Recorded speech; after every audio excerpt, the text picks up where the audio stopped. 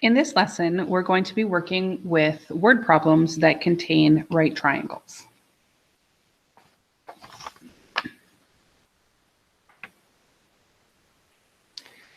For our first example, there is a field that is 120 meters by 180 meters.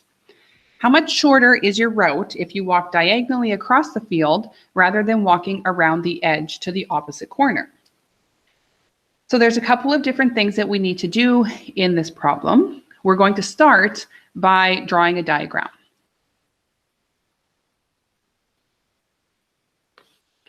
So we have this field, and one of our sides is 120 meters. Our other side is 180 meters. We have two different things to figure out. The first thing that we want to figure out is how far it is if we walk diagonally across this field. So that's the first thing that we're going to do.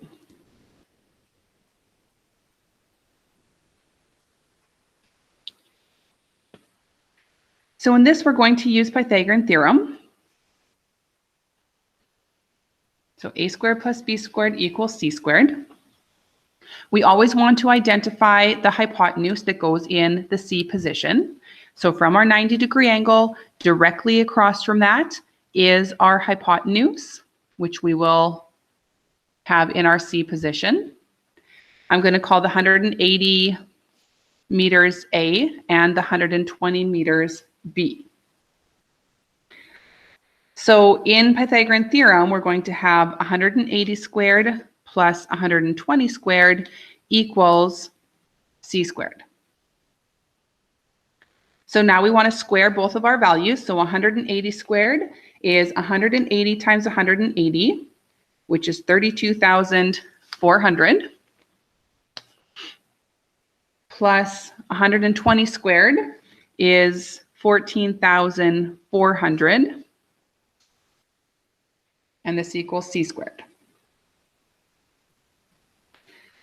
So now we want to add our two values together to get to 46,800. And then we'll take the square root of both sides. So our C equals 216.3 meters.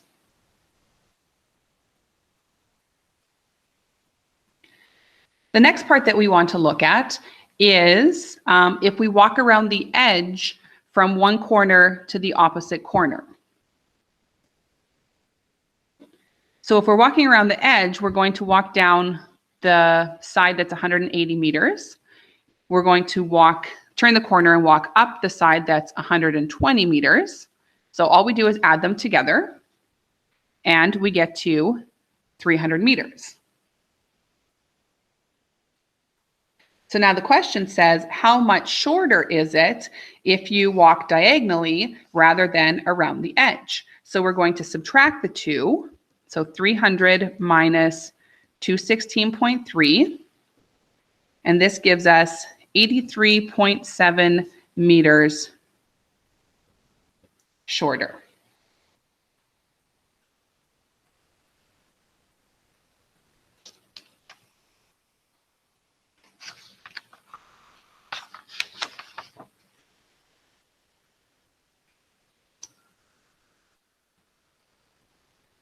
The second question is going to deal with a ramp. So the construction plans for a ramp show that it rises 3.5 meters over a horizontal distance of 10.5 meters. So how long will the ramp surface be?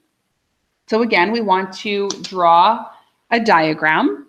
So it says that it rises 3.5 meters. So that tells us that it's going to, from the ground up to the top of the ramp is going to be 3.5 meters. The horizontal distance along the ground is going to be 10.5 meters. And we want to figure out how long is the diagonal part of the ramp. So again, because this is a right triangle, we can use Pythagorean theorem. And we want to identify the hypotenuse so that we know what goes into the C position. So our hypotenuse is directly across from that 90-degree angle. So this is going to be the C part, and this is the part that we're looking for. So we're going to have a squared plus b squared equals c squared. The c is the part that we're looking for. That's the diagonal part. I'm going to call 3.5 our a and 10.5 our b. So we'll have 3.5 squared plus 10.5 squared equals c squared. So now we want to square all of our values. So 3.5 squared is 3.5 times 3.5, which is 12.25. And then square 10.5. So 10.5 times 10.5 is 110.25. And that equals c squared. Now add our two values together to get to 122.5. And then square root both sides of your equation. So c equals 11.06. We're going to round it up to one decimal place. So the 6 rounds up the 0 to a 1. So c equals 11.1 meters. So the length of our ramp is 11.1 meters.